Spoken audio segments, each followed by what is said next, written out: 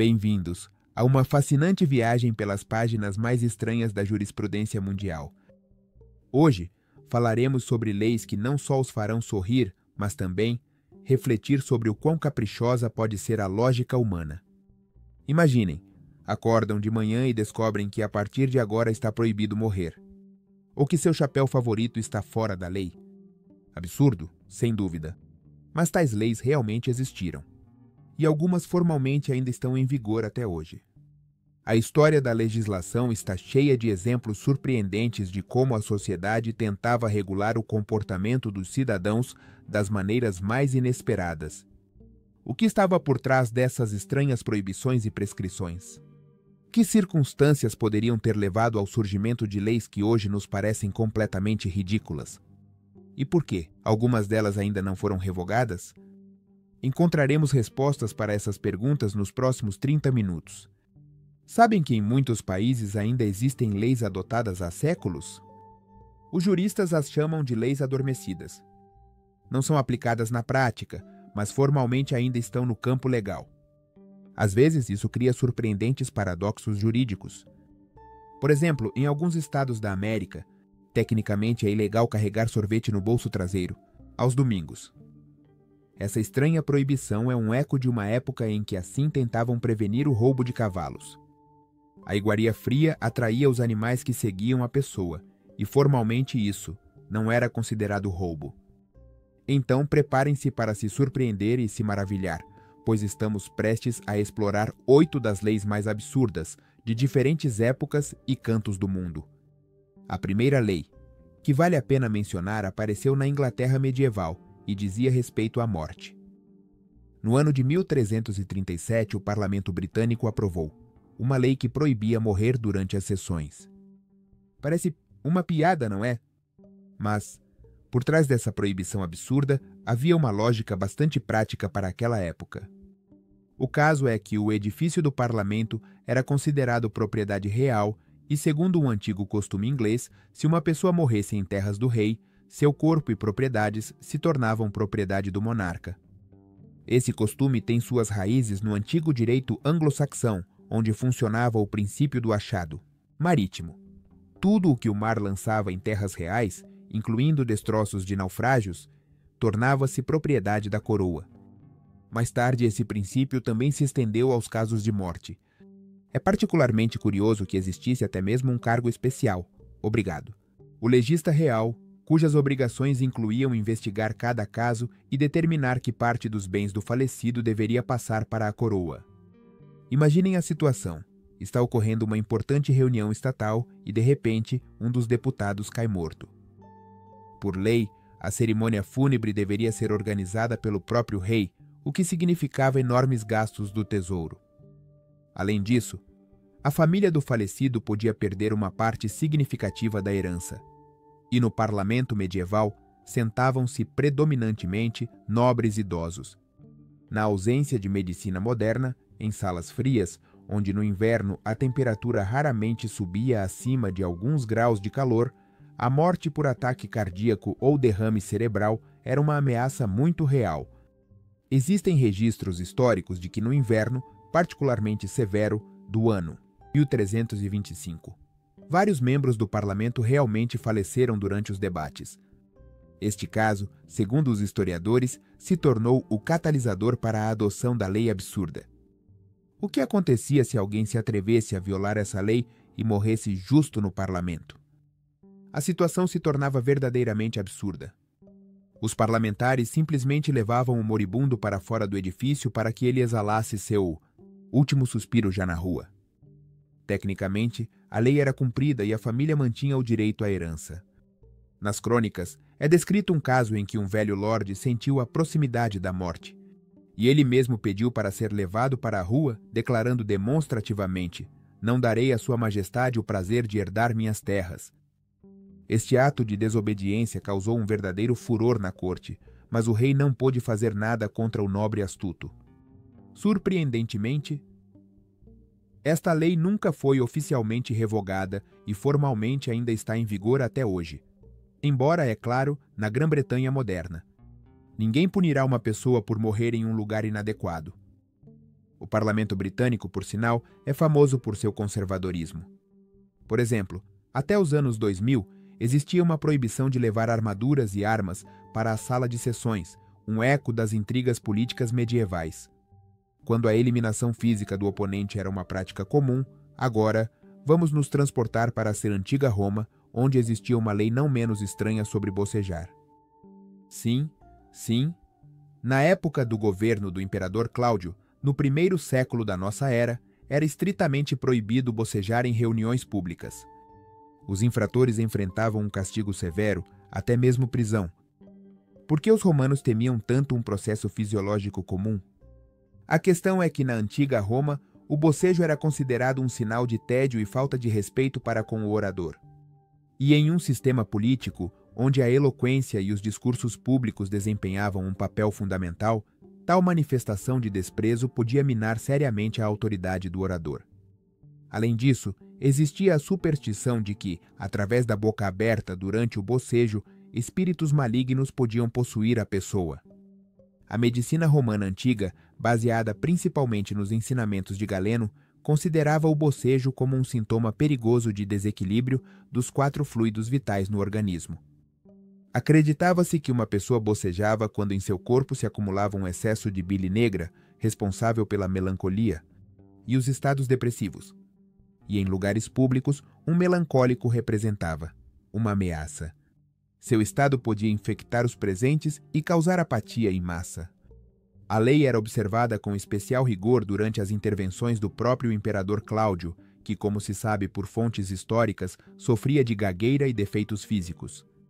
Qualquer indício de que seu discurso causava tédio era percebido como um insulto direto à majestade. Conhece-se um caso em que um senador chamado Marco Apio bocejou durante um discurso de Cláudio sobre a expansão das fronteiras do império e foi imediatamente privado de todos. Seus privilégios e seus bens foram confiscados em favor do Estado. É interessante que, para combater o bocejo involuntário, os romanos desenvolveram todo um sistema de técnicas. Os oradores levavam consigo alfinetes afiados e se espetavam em momentos de fadiga, e os ouvintes usavam óleos aromáticos. O intenso cheiro de menta ou alecrim estimulava e ajudava a manter a concentração. Alguns até colocavam pequenas pedras sob a língua, que criavam desconforto e não permitiam que a boca se abrisse involuntariamente. Podem imaginar esta cena? Está ocorrendo uma importante reunião do Senado. Um político influente está falando, e enquanto isso, algum senador começa a bocejar amplamente. A guarda imediatamente agarra o infrator e o retira da sala. E no dia seguinte, toda Roma está discutindo este escândalo. Os historiadores modernos acreditam que, precisamente, esta lei contribuiu indiretamente para o desenvolvimento da arte oratória romana.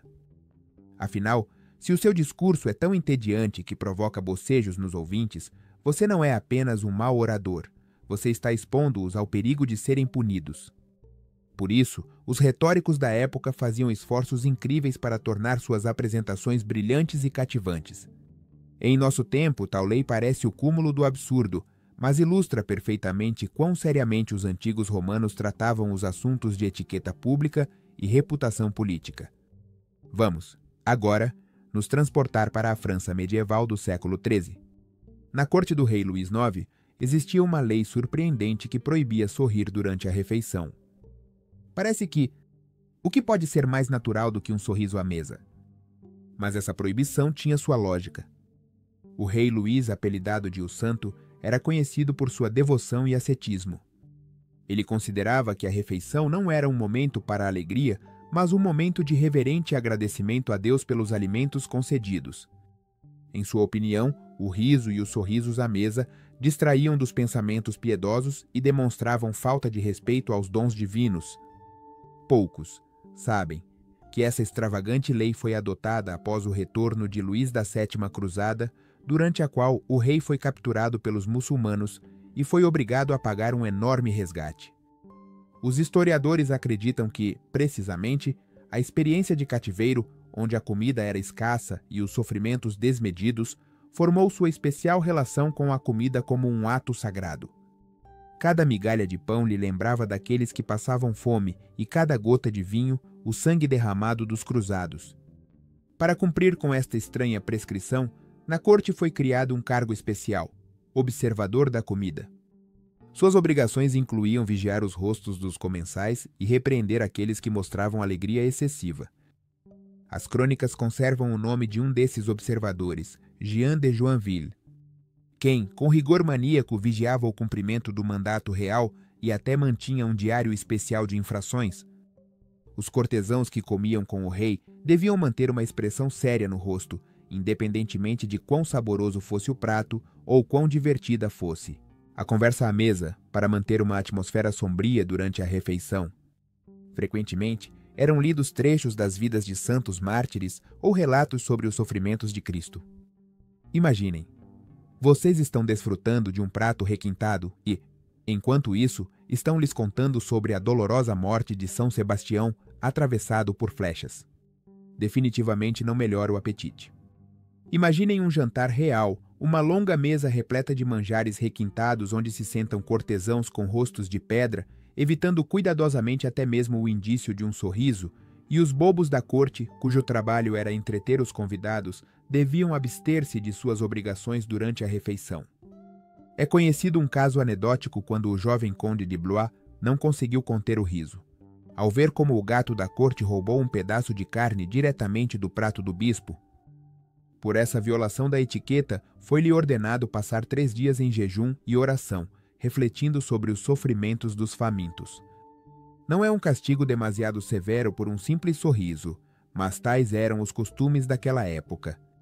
Os infratores da etiqueta arriscavam-se a cair, em desgraça real, o que naqueles tempos podia ter as consequências mais tristes para a carreira na corte. A regra era observada com especial rigor durante as festividades religiosas e os períodos de jejum, quando a atmosfera de dor e penitência devia ser sentida até mesmo na mesa real. Esta lei reflete não apenas as preferências pessoais do monarca, mas também a atitude geral da sociedade medieval em relação à comida. Como um ato sagrado, em uma época em que a fome era um fenômeno frequente e a comida era considerada um dom divino, o riso à mesa realmente podia ser percebido como uma manifestação de ingratidão e frivolidade. Após a morte de Luís o Santo, a lei gradualmente perdeu sua força, embora elementos dessa etiqueta tenham sido preservados na corte francesa por vários séculos, mas é curioso que ecos dessa tradição possam ser encontrados na etiqueta moderna. É considerado falta de educação rir com a boca cheia ou mostrar emotividade excessiva durante um jantar oficial. A quarta lei absurda nos leva a Sião, a atual Tailândia do século XVIII. Lá existia talvez uma das proibições mais estranhas na história da humanidade. Era categoricamente proibido pisar em moedas e cédulas. Poderia parecer, quem sequer se colocaria a pisar dinheiro de propósito? Mas essa lei tinha sua lógica especial. Em Sião, em todos os sinais monetários, aparecia o rei, considerado uma figura divina. Pisar a imagem do monarca significava cometer não apenas uma ofensa à majestade, mas um verdadeiro sacrilégio. É importante entender o contexto cultural.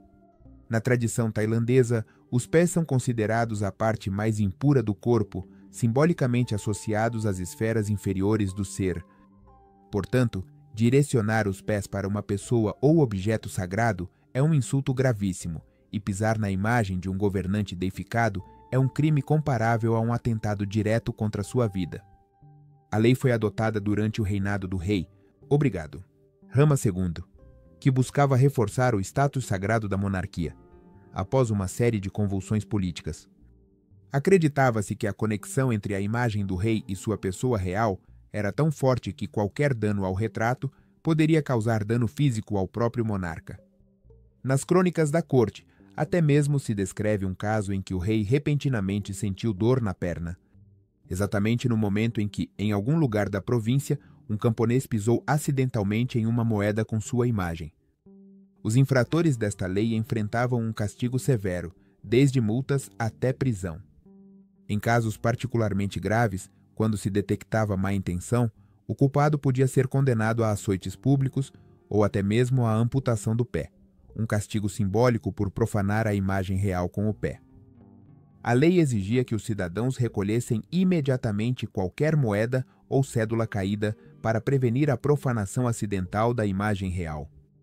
Imaginem o que acontecia nos mercados quando alguém deixava cair acidentalmente sua carteira.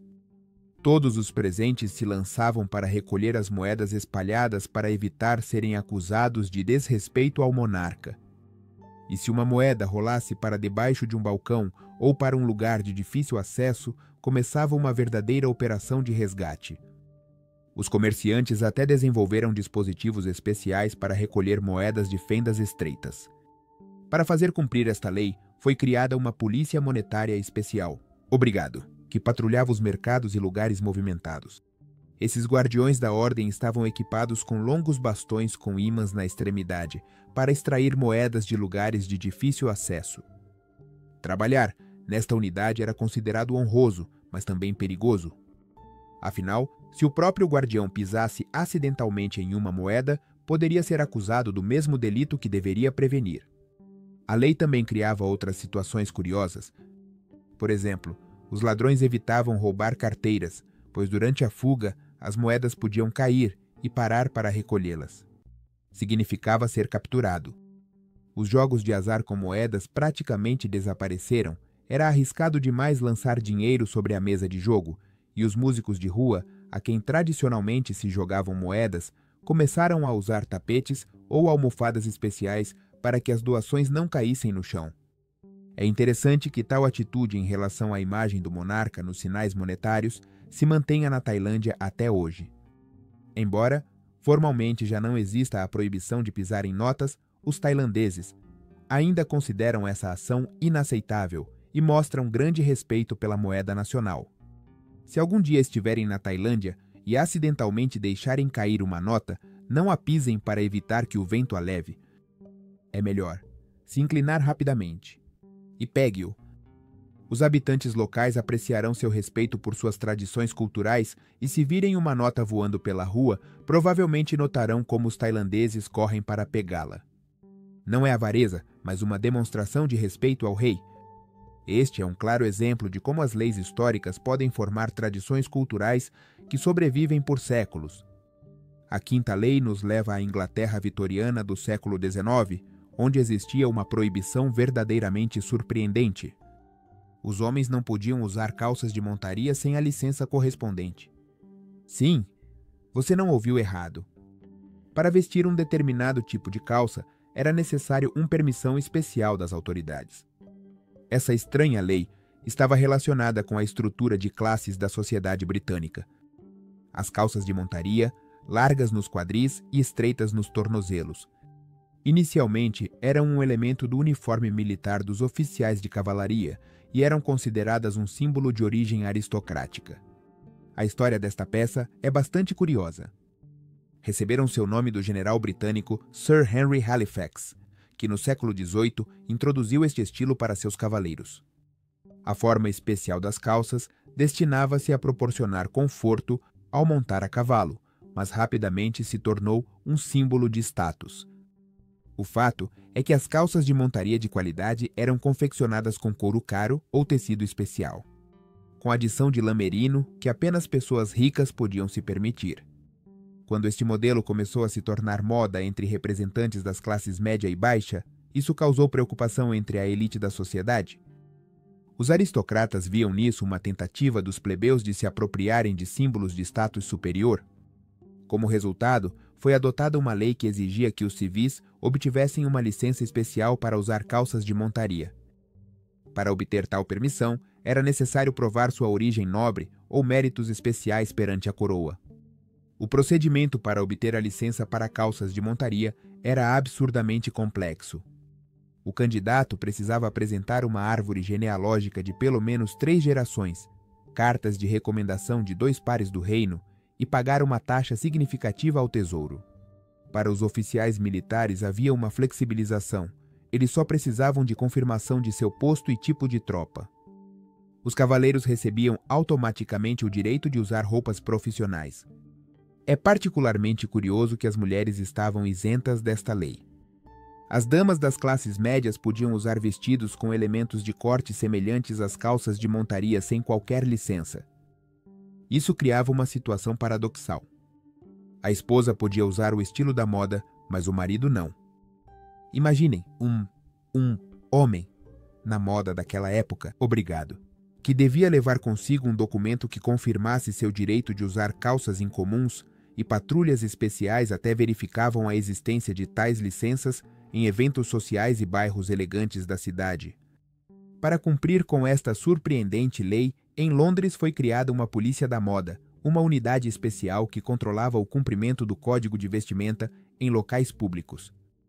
Os oficiais desta unidade deviam possuir um gosto impecável e conhecimento das sutilezas da alta moda. Patrulhavam Hyde Park, o Teatro da Ópera e outros locais frequentados pela elite, procurando infratores. É conhecido um caso anedótico quando um jovem banqueiro foi detido na saída do teatro por usar calças de montaria sem licença. Ele tentou demonstrar que suas calças eram simplesmente calças largas de corte especial, mas o inspetor se mostrou inflexível. O caso chegou aos tribunais, onde, para determinar o estilo exato das calças, tiveram que convocar especialistas do mundo da moda. Os infratores enfrentavam multas e confisco das roupas ilegais, e, em caso de reincidência, até mesmo uma breve prisão. A lei era cumprida com especial rigor durante eventos sociais importantes, como as corridas em Ascot ou as recepções reais. As estatísticas da época mostram que, durante 5 anos de vigência da lei, foram emitidas cerca de 3.000 licenças e registradas quase 800 infrações. A maioria dos infratores eram representantes da nova classe de industriais e financeiros, que buscavam corresponder externamente à sociedade, ao ambiente aristocrático no qual tentavam se integrar. Esta lei não durou muito e foi revogada no final do século XIX, quando a moda das calças de montar foi desaparecendo gradualmente entre a população civil. No entanto, deixou uma marca notável na cultura britânica. A expressão "homem com licença" para calças de montar. Às vezes ainda é usada em inglês como uma designação irônica para uma pessoa que tenta parecer mais importante do que realmente é. Esta lei ilustra perfeitamente até que ponto as questões de status e diferenças sociais podiam ser reguladas legislativamente na sociedade classista do passado. Nos dias de hoje, tais tentativas de controlar a moda legislativamente parecem ridículas, mas os historiadores apontam que mecanismos similares de controle social existiram em muitas culturas e épocas. A Sexta Lei nos leva aos Estados Unidos do início do século XX, a época da Lei Seca. Na cidade de Fort Madison, estado de Iowa, foi adotada, talvez, a lei mais contraditória da nossa lista. Os bombeiros eram proibidos de apagar bares em chamas. Sim, enquanto toda a cidade podia ser reduzida a cinzas, os bombeiros eram instruídos a ficar de lado e observar como as chamas. Obrigado. Eles devoraram os estabelecimentos de bebidas. Esta lei absurda foi adotada em plena luta contra o álcool, quando os opositores às bebidas alcoólicas utilizavam qualquer meio para destruir os estabelecimentos de bebidas. A lógica dos legisladores era simples e terrível, ao mesmo tempo. Se os bares se queimassem sem encontrar resistência por parte dos serviços de bombeiros, os proprietários de tais estabelecimentos eventualmente desistiriam de seus negócios.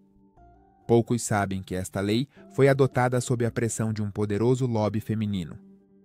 No início do século XX, precisamente, as organizações femininas foram a principal força motriz da luta pela Lei Seca.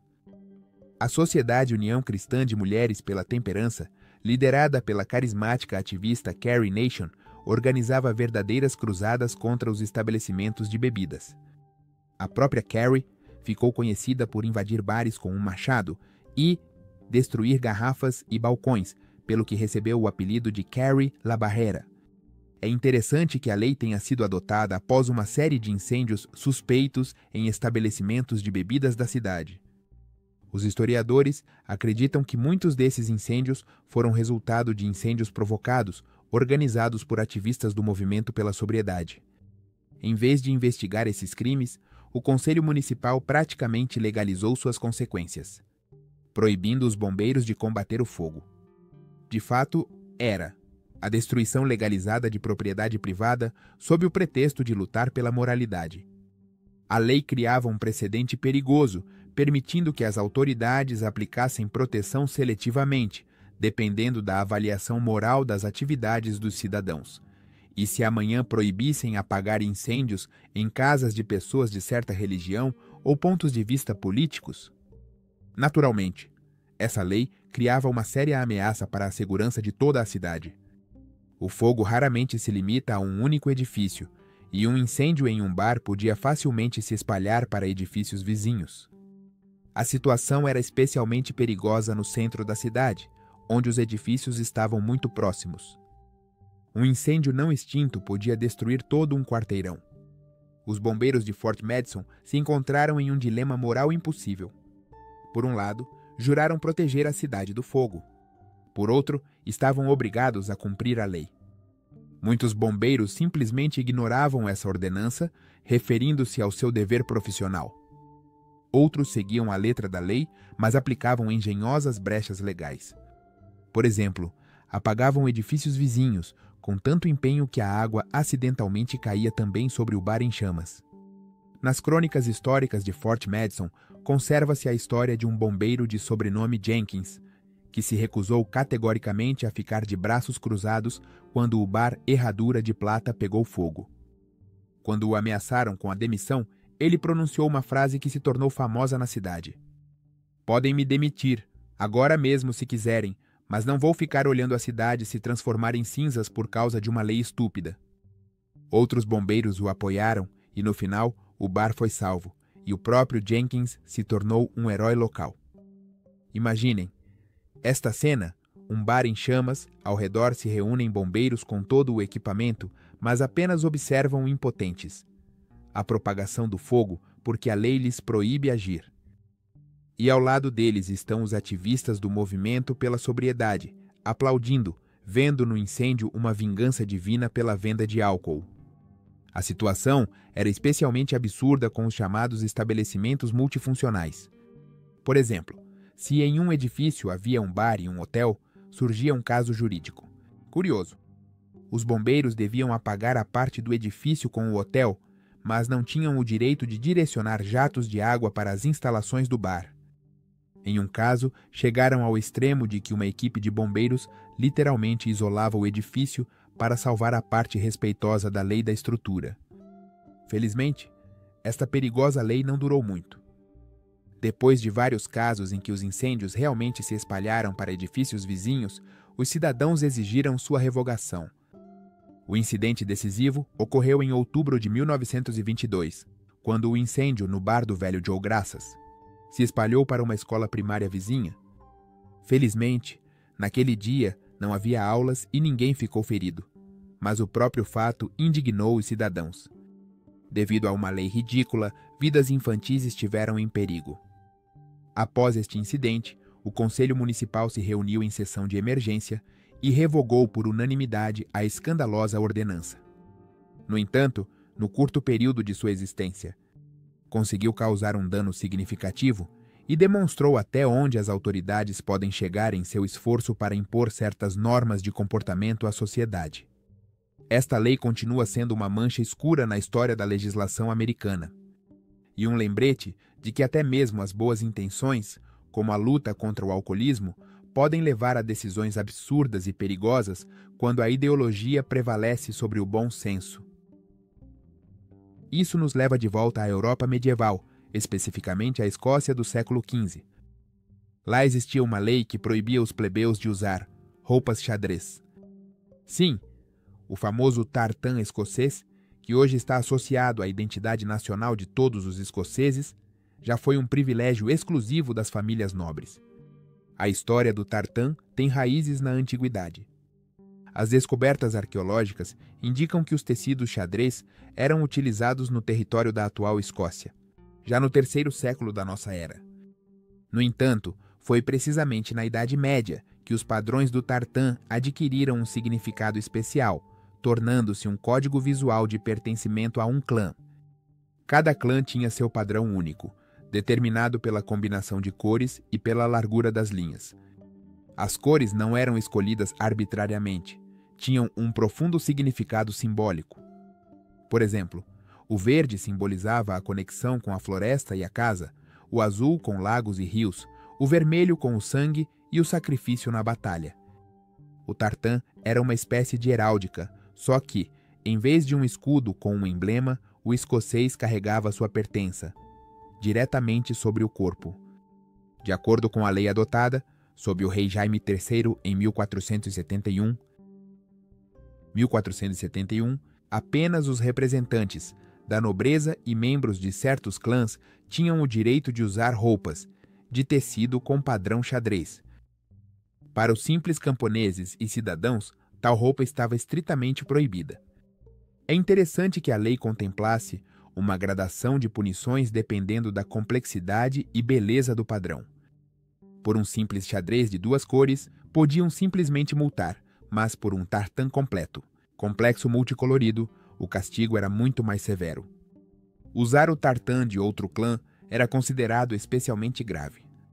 Isso era visto como um ato de espionagem ou preparação para o roubo de identidade alheia. Os infratores enfrentavam punições severas, multas, chicotadas e, em caso de reincidência, até mesmo a amputação de uma orelha. Imaginem, um mundo onde a cor e o padrão de sua roupa poderiam custar-lhes uma mutilação física. Na cidade de Edimburgo, existia até mesmo uma prisão especial para criminosos do tartan, pessoas que usavam roupas xadrez ilegalmente. Os prisioneiros a chamavam ironicamente de cela xadrez. Segundo os arquivos judiciais, durante os 20 anos de vigência da lei, mais de 2.000 infratores passaram por essa prisão, a maioria dos quais eram jovens que aspiravam a imitar os guerreiros das terras altas. Por trás dessa estranha proibição, havia um complexo sistema de hierarquia social e relações entre clãs. Cada padrão de tartan estava associado a um clã ou família específica e era considerado uma espécie de símbolo heráldico. Usar o tartan de outro era considerado como apropriação de privilégios, alheios e símbolos de status. Algo semelhante à falsificação atual de um título nobiliárquico ou condecorações militares. O tartan também tinha um significado prático em assuntos militares. Durante as guerras entre clãs, que eram um fenômeno comum na Escócia medieval, os guerreiros podiam identificar instantaneamente se tinham à frente um aliado ou um inimigo. Se um plebeu pudesse usar livremente qualquer tartan, isso criaria caos no campo de batalha e possibilidades para espionagem e sabotagem. A lei era observada com especial rigor nas fronteiras dos territórios dos clãs. Aos viajantes que cruzavam essas fronteiras, era fortemente recomendado que mudassem para roupas neutras ou, no pior dos casos, usassem o tartan do clã cujas terras estavam atravessando. Há casos conhecidos em que viajantes imprudentes eram assassinados simplesmente por usarem roupas xadrez de um clã inimigo. É interessante que, após a repressão do levante jacobita em 1746, as autoridades britânicas foram ainda mais longe e proibiram completamente o uso do tartan na Escócia para todos os estratos da população, considerando-o como um símbolo de separatismo. Esta proibição, conhecida como o Ato de Proibição das Vestimentas das Terras Altas, esteve em vigor por 36 anos e era tão rigorosa que os escoceses que se arriscavam a usar a vestimenta nacional podiam ser deportados para as colônias por um período de até 7 anos. Paradoxalmente, foi precisamente esta proibição que finalmente transformou o tartan de um símbolo de desunião entre clãs para um símbolo de unidade escocesa e resistência à influência inglesa. Quando a proibição foi finalmente revogada no final do século XVIII, usar tartan se tornou um ato de patriotismo para todos os escoceses, independentemente de sua origem social. Desde então, o tartan se transformou gradualmente de um símbolo de pertencimento a um clã para um símbolo de identidade escocesa, geral, familiar para nós, hoje. Na Escócia moderna, existem mais de 6.000 variantes registradas de tartan, incluindo padrões para corporações, instituições educacionais e até grupos de rock. Mas, antes de criar um novo design de tartan, é preciso registrá-lo no registro. Escocês de tartan, um eco daqueles tempos, quando o padrão xadrez podia custar a uma pessoa uma orelha. E, finalmente, a oitava e possivelmente mais conhecida das leis absurdas do passado é a Lei sobre Bruxas, adotada na colônia de Salem, Massachusetts. no final do século XVII. De acordo com esta lei, uma pessoa podia ser acusada de bruxaria com base em provas espectrais. Parece uma frase de um romance fantástico, não é? Mas, para os habitantes de Salem, este era um termo jurídico completamente real. As provas espectrais eram testemunhos de que o acusado supostamente aparecia ao testemunho na forma de um fantasma ou visão, causando-lhe sofrimento.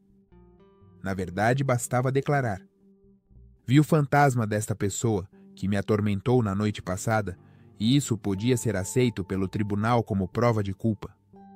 Este surpreendente princípio jurídico tem sua origem nos tratados teológicos do sacerdote inglês Richard Bernard, que afirmava que o diabo não podia tomar a forma de uma pessoa inocente sem permissão divina.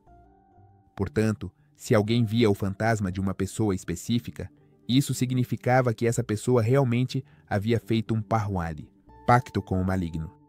A lógica era aproximadamente esta: se o acusado não fosse uma bruxa, Deus não permitiria que sua imagem aparecesse em forma de visão atormentadora.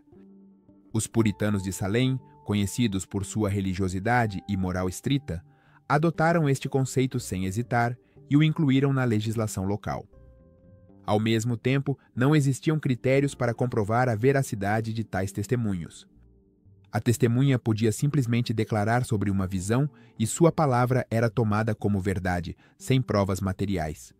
Sem confirmação de outras testemunhas, apenas a afirmação subjetiva sobre uma experiência sobrenatural. Acontece que, se você tinha um conflito com um vizinho, podia se livrar facilmente dele, simplesmente declarando que viu sua imagem espectral, voando sobre seu telhado ou atormentando seus filhos. Particularmente vulneráveis a tais acusações eram as categorias socialmente desprotegidas da população, mulheres idosas, solitárias, representantes de minorias étnicas, pessoas com características físicas peculiares ou transtornos mentais. É conhecido o caso de uma mulher chamada Sarah Good, que foi acusada de bruxaria em parte porque tinha o hábito de murmurar para si mesma o que seus vizinhos percebiam como a pronúncia de feitiços. Cópia. É o caso de Giles Corey, um fazendeiro de 80 anos, acusado de bruxaria com base em provas espectrais. Ele se recusou a se declarar culpado ou inocente, entendendo que, de qualquer forma, seus bens seriam confiscados. Para obrigá-lo a falar, os juízes aplicaram a cruel tortura da prensa. Sobre o peito de Corey, colocavam pedras pesadas, aumentando gradualmente o peso. Segundo testemunhas oculares, antes de morrer, o idoso apenas pronunciou: mais peso. Seja exigindo acabar com seu tormento com a morte ou mostrando seu desprezo pelos juízes. Esta lei abriu o caminho para a tristemente célebre caça às bruxas em Salem, que resultou na execução de 19 pessoas e outra mais morreu sob tortura. Pensem, no mundo moderno, nenhum tribunal levaria a sério a declaração. Sonhei que esta pessoa cometia um delito.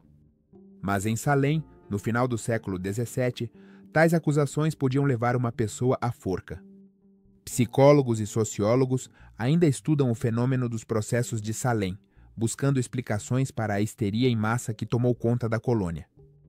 Entre as possíveis causas, mencionam-se a intoxicação por esporão do centeio, um fungo que afeta o centeio e causa alucinações, conflitos internos na comunidade, disputa por recursos de terra e até mesmo peculiaridades psicológicas dos adolescentes que com mais frequência atuavam como vítimas de bruxaria. Especialmente trágico foi o caso de Rebecca Nurse, uma respeitada paroquiana de 70 anos, conhecida por sua piedade. Quando foi acusada de bruxaria, muitos residentes falaram em sua defesa, reunindo 80 assinaturas em uma petição sobre sua inocência. O júri até emitiu um veredicto inicial de inocente. Mas, sob pressão do juiz, foram obrigados a reconsiderar sua decisão. Rebecca foi executada na forca e, antes de morrer, declarou: sou inocente do crime do qual sou acusada, como qualquer criança, que ainda não nasceu.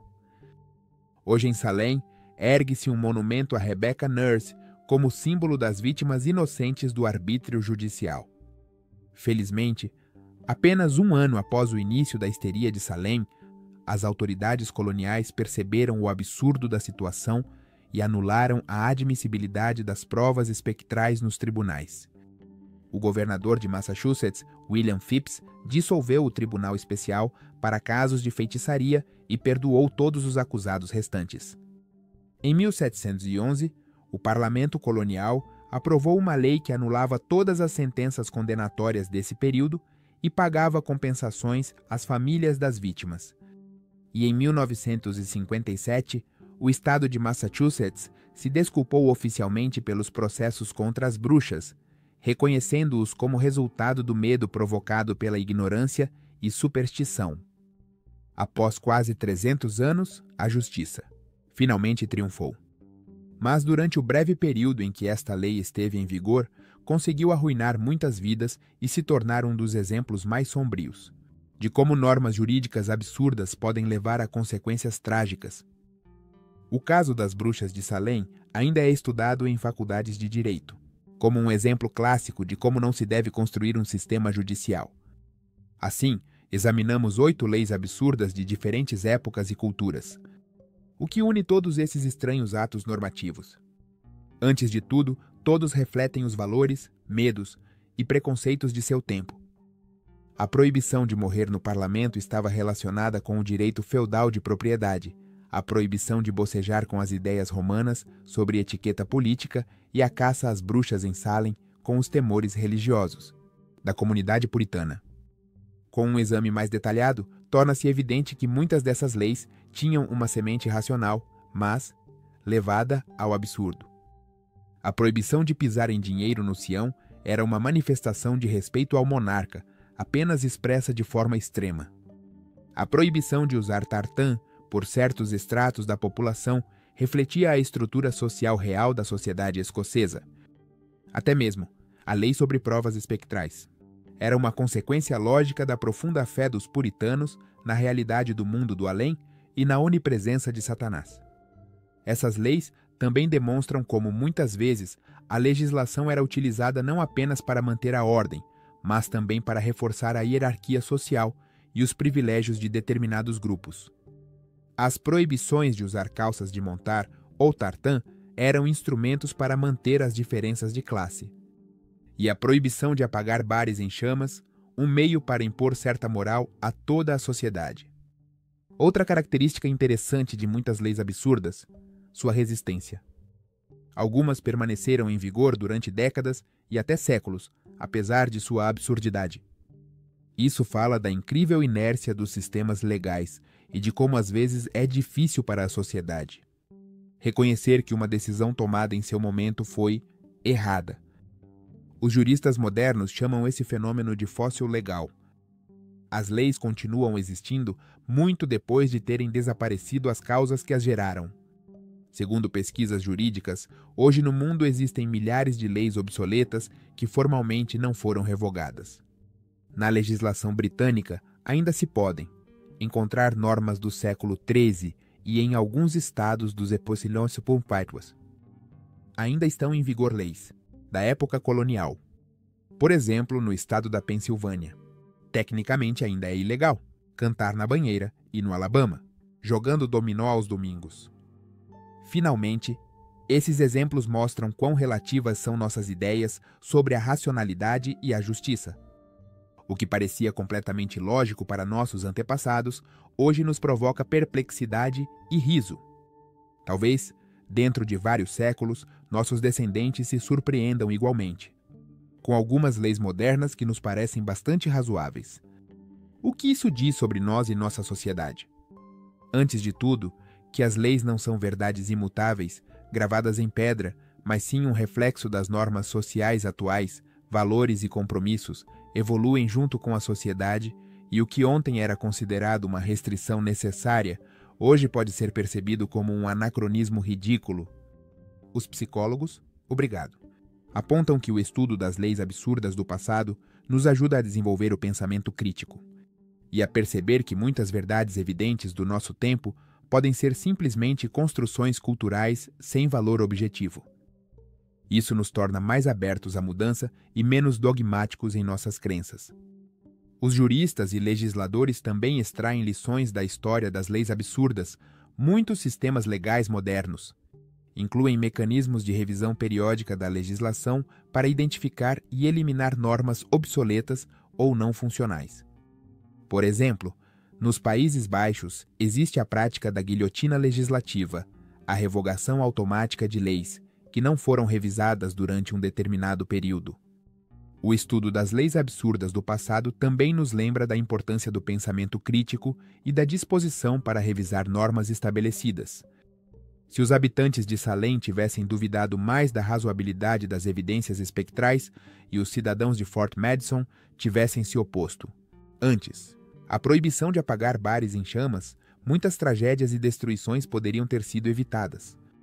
Em última análise, a história das leis absurdas nos ensina humildade, nos lembra que nossas próprias ideias legais e morais não são uma verdade absoluta e podem parecer tão ridículas. Para as gerações futuras, como nos parecem a nós, as proibições de bocejar ou sorrir à mesa.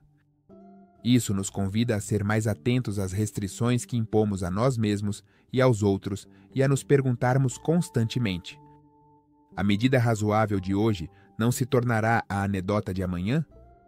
Com isso, concluímos nossa jornada pelas estranhas páginas da história jurídica. Espero que essas 8 leis absurdas não apenas tenham entretido vocês, mas também os feito refletir sobre a natureza da legislação e sua conexão com a sociedade. Em próximas edições, continuaremos explorando curiosidades históricas surpreendentes que nos ajudam a entender melhor tanto o passado quanto o presente. Talvez abordemos práticas médicas absurdas, tendências de moda estranhas ou superstições ridículas que um dia foram levadas muito a sério. Se gostaram deste vídeo, não se esqueçam de dar um like e se inscrever no canal. E nos comentários contem comigo. Qual lei lhes pareceu mais ridícula ou talvez conheçam outras leis estranhas sobre as quais vale a pena falar em próximas edições.